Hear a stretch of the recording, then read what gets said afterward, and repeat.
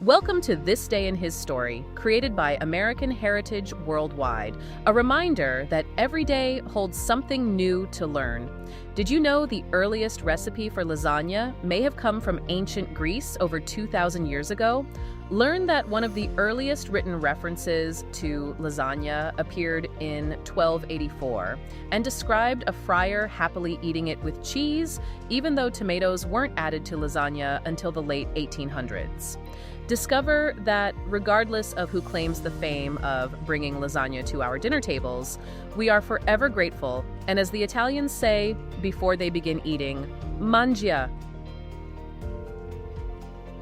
You know, usually when we sit down to a massive bubbling pan of lasagna, there's this immense expectation of just, instant gratification. Oh, absolutely. Yeah, you take a knife, you slice through that crispy baked edge, lift out that very first square, and you're immediately presented with those perfect, distinct layers. Right, the ribbons of pasta, the rich meat, the melted cheese. Exactly. And they're all stacked with this absolute precision. It feels entirely architectural, you know? Like looking at that cross-section, the immediate assumption is that it was born from a single intentional moment of genius. Like someone just sat down and drafted it up. Right. The visual structure just suggests that someone, somewhere, sat in a kitchen, mapped out the ultimate comfort food from top to bottom, and engineered it entirely from scratch.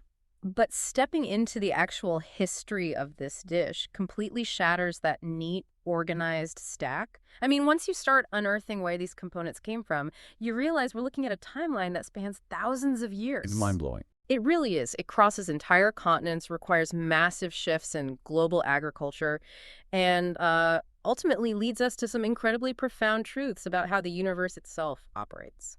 It's a culinary timeline that forces us to just completely redefine our concept of patience. I mean, the story moves from the expansion of ancient empires to the quiet monasteries of the Middle Ages. Yeah, through centuries of global exploration. Exactly. And quite literally, directly into the realm of divine intervention. So today, in honor of National Lasagna Day, which, by the way, today is July 23rd, 2026, so July 29th is coming right up. Just around the corner. Yeah. So our mission today is to explore that surprisingly ancient history for you. We're going to uncover how this multi-layered meal isn't just a quirky piece of culinary trivia. It's far from it. Right. We're going to see how the assembly of this dish is intimately tied to the literal occurrence of miracles in our daily lives. So to understand how we arrived at the modern dish, we really have to strip away the tomato sauce, the ricotta, the ground beef. All the good stuff. Yeah, all the good stuff. We have to look at the very bottom layer, the foundational roots, which actually takes us all the way back to ancient Greece and Rome. Okay, let's unpack this, because if we're stripping away everything that gives the dish its flavor and its moisture, we're left with the ancient Greek concept of lagana. Right, lagana. Which the source describes simply as flat dough cut into strips. And then by the time the Roman era rolls around, they're using the Latin term lagana. Right. And these were square or rectangular shaped sheets of thin noodles made from nothing more than a mixture of wheat flour and water, baked or cooked over an open fire. Which means, for the first few centuries of its existence, the base foundation of the dish was entirely devoid of moisture. Completely dry. Exactly. The culinary philosophy of antiquity, Yeah. especially within a sprawling entity like the Roman Empire, was heavily focused on preservation and logistics. They weren't trying to create weekend comfort food. No, not at all. Baking a simple sheet of flour and water over an open flame creates a rigid, dry structure that won't spoil during, long military campaigns or harsh winters. I have to push back on the idea of this even being called a noodle then. I mean, baking flat sheets of flour and water over an open flame sounds more like military hardtack. Yeah, pretty much. Or like a primitive, brittle cracker. I'm trying to picture how a crispy ancient cracker even begins to transform into the gooey, rich centerpiece we eat today. It's hard to visualize. It is, because if you pour sauce over a baked flour cracker, it doesn't absorb the flavor, right? It just gets soggy or breaks in half. Well, what's fascinating here is that the transformation you're looking for didn't come from adding new, exotic ingredients to the dough right away. Oh, really? No, the evolution of the dish actually stalled for centuries because it required a fundamental shift in physics. Physics. Yeah. The technique that finally altered the cellular structure of the dough and prepared it to actually absorb rich flavors wasn't introduced until the Middle Ages. Oh, so they had to stop baking it over an open flame. Exactly. They had to start boiling it. Wow. Okay. When you transition from exposing dough to dry heat to submerging it in boiling water, a massive chemical reaction occurs. The intense heat and moisture cause the starch granules within the wheat to swell and gelatinize. Okay, making it softer. Right. And simultaneously, the gluten network inside the flour relaxes. So it turns from a brittle tile into a pliable sponge. Boiling is the mechanism that makes the pasta capable of actually holding other ingredients without snapping in half. Which gives us our first real glimpse of the dish actually taking shape. Yeah. I mean, in the year 1284, a chronicler named Fra Slambene de Parma wrote this remarkably vivid description of medieval monastic life. Yeah, I love this part. It's great. He singled out a rather enthusiastic fellow friar with a quote that survives to this day. Yeah, the quote is, "I've never seen anyone stuffing himself on lasagna with cheese so pleasurably and so fully as him." Just a great image. You can envision this 13th century friar sitting in an abbey, completely absorbed in a massive rustic bowl of soft boiled noodles, heavily layered with cheese. Living his best life. Exactly. The shift to boiling had finally turned that ancient Roman hardtack into a decadent experience. But, okay, here's where it gets really interesting, though. We're looking at a snapshot from the year 1284. Right. This friar is eating noodles and cheese. But our source text notes a massive geographical problem, which is that tomatoes didn't even exist in Europe at this point in history. Right. They were entirely unknown. Christopher Columbus hadn't even been born yet, let alone set sail to the Americas. The timeline of the ingredients is wildly disjointed. I mean, Columbus didn't return from his voyages until the late 15th century. And even then, they didn't just start throwing tomatoes into pasta, did they? No, the integration wasn't immediate at all. The text points out that tomatoes didn't appear in Neapolitan lasagna recipes for the first time until the 1880s. That is a staggering gap. So this chubby friar in 1284 experiencing this profound culinary joy, he was essentially just eating medieval mac and cheese. Pretty much, yeah. He had the boiled noodle and the dairy, but the vibrant, acidic core of the dish was still centuries away from even being discovered by European explorers. If we connect this to the bigger picture, it forces us to re-examine the scale of what it took to create this meal. We tend to think of lasagna as this perfectly unified, inherently Italian concept that just sprung from the soil. Right, like it's just always been there. But the reality is that this dish required massive, agonizingly slow eras of global exploration to be completed. The core components were separated by oceans and vast stretches of human history. But wait, why the massive delay with the tomato specifically? Like, if Columbus brought them back in the late 1400s, it shouldn't take until the 1880s for them to show up in a baked pasta dish in Naples. Well, you have to remember, the tomato belongs to the nightshade family of plants. Oh, so they thought it was poisonous. Exactly. When it first arrived in Europe, aristocratic society viewed it with intense suspicion. They often believed it to be toxic or entirely unfit for human consumption. Wow. It took almost 400 years for the tomato to shed that cultural stigma. It was largely adopted first out of sheer necessity by impoverished populations. And then it just slowly worked its way up. Right, over centuries. Yeah. Until it became the defining ingredient of Southern Italian cooking. And the source mentions another missing piece, that eggs weren't even used in lasagna dough until the Renaissance period. Yeah, the addition of the egg during the Renaissance was really the final structural upgrade for the pasta itself. What did the egg actually do? Well, the fat from the egg yolk provided a silken richness that water alone just couldn't achieve. And the protein in the egg white gave the dough the tensile strength and elasticity needed to be rolled incredibly thin without tearing. So it's like watching a multi-generational puzzle being assembled. You have the basic wheat from ancient Rome. You wait 1,000 years for the boiling technique and the cheese of the Middle Ages. You wait another few centuries for the Renaissance to add the binding power of the egg. Yes. And then you wait 400 more years for the tomato to slowly conquer the culinary fears of Europe. It's incredible. The ingredients were entirely dependent on the slow, steady march of global history. They were just waiting in the wings for centuries to finally be brought into the same room. Which brings up the next massive hurdle. Because having pliable pasta, cheese, eggs, and tomatoes all sitting in Europe is one thing. Figuring out how to physically assemble them into a cohesive baked block is a completely different engineering challenge. Absolutely. According to the source, the layered noodles we recognize today were finally introduced in Bologna in the 19th century. Okay. And then the modern multi-layered version, baked with meat, rich sauce, and copious amounts of cheese, ultimately originated in Naples. So what does this architectural shift mean for the development of the dish? Because I view this 19th century era of lasagna making almost like building a skyscraper. Oh, I like that analogy. Right. Because Bologna, being this wealthy northern hub known for its rich agriculture and dairy, essentially invented the structural scaffolding. Yeah, they figured out the actual physics of rolling the dough wide enough and stacking the noodles layer by layer. So the whole thing didn't just collapse into a casserole. Exactly.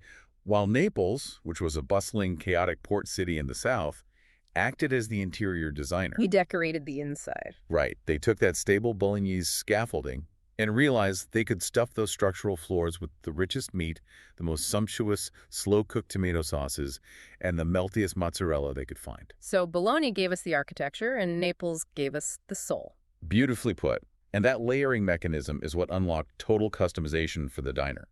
Once the architecture of the layers was firmly established, lasagna stopped being a rigid, fixed recipe and transformed into a highly versatile concept. Which makes sense. By the early 20th century, adding bolognese like a rich meat sauce became wildly popular, along with incorporating spinach and heavy grating of Parmesan cheese. Because the structure meant you could adapt the dish to whatever resources you had on hand or whatever specific craving you had that day. Yeah, as the text points out, the variations today are practically endless. You can eat it soaked in a sumptuous tomato sauce or cooked down with heavy pork and ground beef. Or you can pivot entirely and enjoy it layered with roasted vegetables and fresh spinach. All covered in rich melted cheese, of course. Of course. So the architecture is what holds it all together. It became universally beloved specifically because it can be tailored to anyone, anywhere. Right. Which explains why the culture surrounding this food is so deeply affectionate today. It's a meal that provides a profound sense of comfort. I mean, the source material shares some incredibly fun quotes that capture this cultural reverence perfectly. Yeah, there are some great ones in there. Things like, "Today I will be as useless as the G in lasagna." Which perfectly captures that heavy, satisfied lethargy that comes right after finishing a massive slice. You know, Oh, absolutely. Or the incredibly simple standard, "I never met a lasagna I didn't like." it's hard to argue with that. But there's one quote in particular that our source highlights, and it completely shifts the paradigm of our deep dive today. It moves us away from culinary history and into something much heavier. Right. The quote is, "Once again, my life has been saved by the miracle of lasagna." The miracle of lasagna. Yeah. And we might hear a phrase like that and assume it's just a funny, dramatic exaggeration. You know, something you say when you come home exhausted and starving and someone hands you a hot plate of food. Right, just a figure of speech. But the source text reveals something extraordinary here. It tells us that this dish isn't just structurally impressive. It operates on a literal spiritual level. It acts as an everyday miracle that points us directly to a higher power. And the text states unequivocally that just as lasagna can be an answer to a prayer for a delicious meal, miracles occur in our lives every single day. Yeah. This isn't presented as a loose metaphor. It is anchored directly in Scripture, specifically 2 Nephi chapter 27, verse 23. I want to read that verse, actually, because it frames everything we've talked about today. It says, "For behold, I am God, and I am a God of miracles, and I will show unto the world that I am the same yesterday, today, and forever. And I work not among the children of men, save it be according to their faith." A God of miracles, the same yesterday, today, and forever. Right. This raises an important question, though. I mean, this means the exact same divine orchestration that guided the timeline of human history, bringing the flour of antiquity, the boiling water of the Middle Ages, the eggs of the Renaissance, and the tomatoes of the New World together into a perfect meal, is the exact same power actively working in your life right now. Think about that connection. The miracle of lasagna. If you were an ancient Greek cutting flat strips of dough or a Roman soldier chewing on a baked sheet of flour over a campfire, you could never possibly envision the final, magnificent, multi-layered dish coming out of a 19th century oven in Naples. You wouldn't have the capacity to imagine it. The tomatoes hadn't been discovered yet. The cooking methods hadn't been revealed. The scaffolding hadn't been engineered. You couldn't see the final product because you were only holding a single, seemingly insignificant piece of the puzzle. And isn't that exactly how miracles form in our own lives? Oh, absolutely. We often don't see the miracle while it's being assembled. We just see a random event here, a struggle there, a missing ingredient in our personal lives. We experience a season of dry waiting, much like the centuries before the tomato was accepted. Exactly. But over time, all those disparate layers are being intentionally stacked together by a divine hand. And human nature constantly drives us to overlook the divine in the mundane. We sit down at the dinner table, we see the finished layers of pasta and cheese, and we completely forget the centuries of precise orchestration and global movement it took to get that specific combination of molecules to our plate. We just eat it. Right. We consume the miracle without recognizing the invisible preparation behind it. The source is telling us that lasagna is tangible, edible evidence of a God who uses time, history, and human hands to prepare blessings for us. It's designed to remind us of that divine, ongoing work based on our faith. It really changes how you look at dinner. When you look at it through the lens of that scripture, slicing into a pan of lasagna almost becomes a spiritual practice. You are witnessing the culmination of a miracle that took thousands of years to prepare, just for you to enjoy in that specific moment. And if God is willing to orchestrate the global history of agriculture, oceanic trade routes, and monastic cooking techniques just to provide us with a comforting meal, I mean, the implication is profound. It is. How much more is he actively orchestrating the vital spiritual elements of our personal lives, even when we can only see the dry flour and water? Wow, that entirely recontextualizes how I'll view my dinner table. So as we approach National Lasagna Day on July 29th, the source leaves us with a very clear two-part call to action. Right. The first part is practical. You need to actually enjoy the day. Yeah, the source provides a fantastic, easy homemade lasagna recipe that takes just over 6 minutes to walk through. Whether you prefer to build it with a sumptuous heavy tomato sauce, rich pork and beef, or keep it lighter with roasted veggies and spinach, you absolutely must celebrate by baking your favorite variation. You have to participate in the history. Exactly. But the second part of the instruction is the vital spiritual component. The text explicitly tells us, write down a miracle that has blessed your life. That is so important. We need to continue to be actively aware of God's hand in our lives and record what is happening, because it is incredibly easy to consume a miracle and forget to document it. It happens all the time. Just like we quickly eat the layers of the pasta without thinking of the thousands of years of history behind it, we frequently move past our own blessings without ever recording the divine hand that took the time to assemble them. Recording it forces you to acknowledge the scaffolding. It makes you trace the ingredients of your own life back to their source, recognizing how seemingly unrelated events were brought together for your benefit.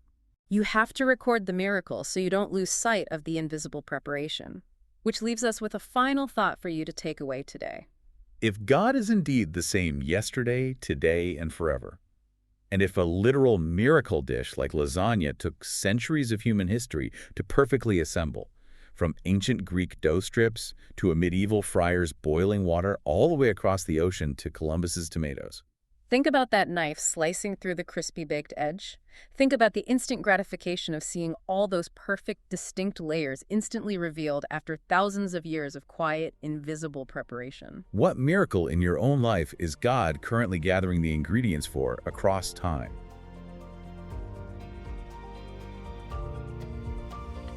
Thank you for joining us for this day in His story. May the lessons of yesterday inspire you to see God's hand today and to play your part in His story now. For more faith-based learning, visit ahsworldwide.org, the homeschool for faith and family.